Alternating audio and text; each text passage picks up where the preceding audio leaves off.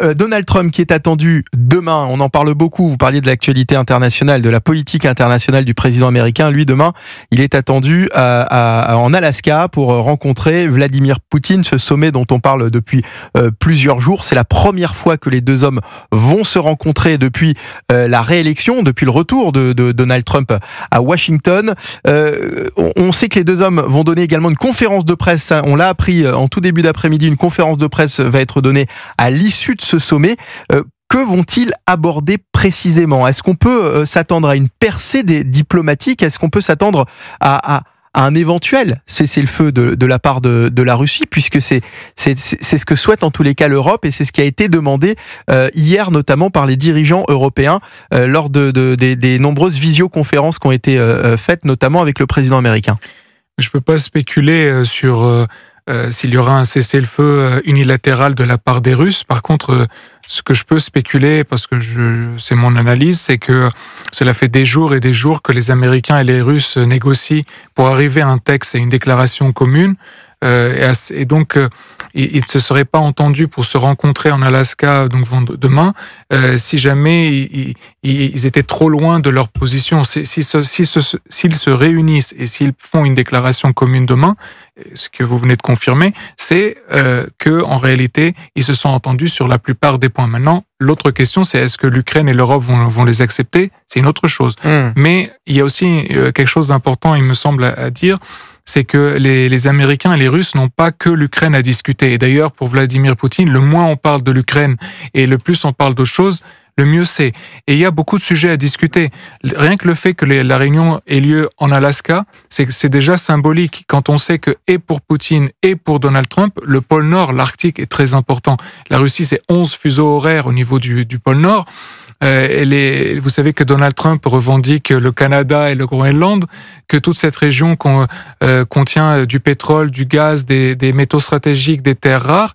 Et donc, il y a une coopération au niveau du pôle Nord qui peut être abordée. Il y a aussi une coopération énergétique qui peut être abordée, parce que les États-Unis et la Russie sont parmi les 3 plus grands producteurs de pétrole mondial, et aussi même au niveau du gaz, puisque aussi ces deux pays font partie des 5 plus grands producteurs de gaz. Donc, il y a beaucoup de sujets. Il y a aussi, vous savez, peut-être un accord sur le nucléaire qui pourrait avoir lieu entre les deux. Donc, il y a vraiment beaucoup de sujets qui peuvent être discutés. Et je pense que effectivement l'issue pour les deux sera positive. Maintenant, est-ce que l'issue pour l'Ukraine le sera? Je suis moins convaincu. Mais en tout cas, il y aura quelque chose qui sera mis sur la table. Et le grand risque pour Zelensky, c'est que Trump dise: voilà, on s'est entendu, Poutine et moi, sur ça, sur cet accord. Personne au monde n'obtiendra de Poutine mieux que cet accord. Maintenant, Zelensky, tu dois l'accepter. Et si tu ne l'acceptes pas, eh bien, l'année prochaine, en 2026, quand l'Ukraine sera en situation de faillite économique et financière, d'après le FMI et la Banque mondiale, moi, en tant qu'États-Unis, en tant que principal contributeur au sein du FMI, je ne donnerai pas d'argent à l'Ukraine, et ça sera à l'Europe, si elle soutient l'Ukraine, de payer de sa poche la survie économique de l'Ukraine. Alors, il y a un sujet qui est brûlant en revanche, c'est celui de ces échanges de territoires.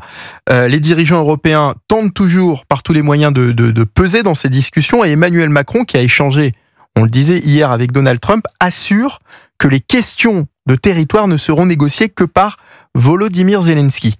Donc pour lui, ces questions ne seront pas abordées demain lors de ce sommet entre Donald Trump et Vladimir Poutine. On écoute d'abord le président français. Je vous sens très sceptique sur la question. Plusieurs messages sont ressortis de l'échange que nous venons d'avoir et qui sont à mes yeux très importants. Le premier, c'est que le président Trump a été très clair sur le fait que la volonté américaine était d'obtenir un cessez-le-feu à l'occasion de cette réunion en Alaska. Et c'est très important qu'à l'occasion en effet de cette réunion, il puisse y avoir un cessez-le-feu qui soit obtenu par les États-Unis d'Amérique, et nous soutenons cette initiative, en même temps que de nouveaux échanges de prisonniers et des libérations d'enfants. Le deuxième élément sur lequel les choses ont été très claires et exprimées ainsi par le président Trump, c'est que les questions territoriales qui relèvent de l'Ukraine ne peuvent être négociées, ne seront négociées que par le président ukrainien. Voilà, Emmanuel Macron lors d'un micro tendu depuis le fort de Brégançon. Il parlait d'échange de prisonniers. On a appris que 80 prisonniers avaient été d'ailleurs échangés. Là, il y avait eu un échange de 80 prisonniers il y a quelques heures. Et on apprend également que Vladimir Poutine salue les efforts sincères des États-Unis pour mettre fin au conflit. Concernant ces propos d'Emmanuel Macron, vous émettez quelques doutes, Michel Fayad.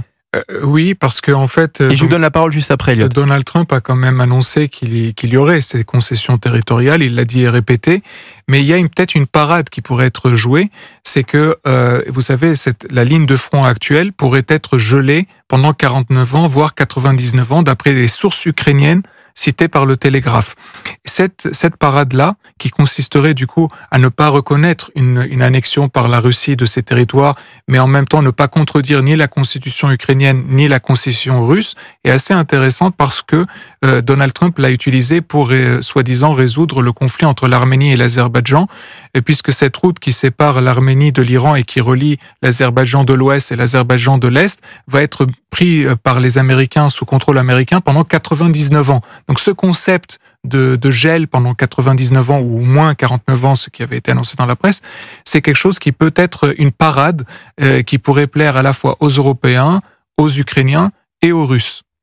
Elliot Maman, Vladimir Poutine a l'air en tous les cas finalement d'être ouvert à la discussion. Lorsqu'il dit que les efforts, il salue les efforts des États-Unis pour mettre fin au conflit, il y a beaucoup de gestes qui ont été faits de la part de Vladimir Poutine. On a beaucoup dit aussi que Vladimir Poutine rencontrait Donald Trump demain en Alaska sur une base américaine. Il y a tout un symbole également derrière tout ça. Ça veut dire que ce cessez-le-feu que veut arracher Donald Trump, il est possible demain à l'issue de ce sommet ? Alors en tout cas, c'est la seule prérogative à laquelle il a consenti et que souhaitaient lui imposer les alliés européens, puisque les alliés européens ne souhaitaient en effet pas que d'autres dimensions qu'un éventuel cessez-le-feu puisse être abordé sans la partie ukrainienne. D'ailleurs, pour l'anecdote, la rencontre se déroulera en effet sur une base militaire américaine.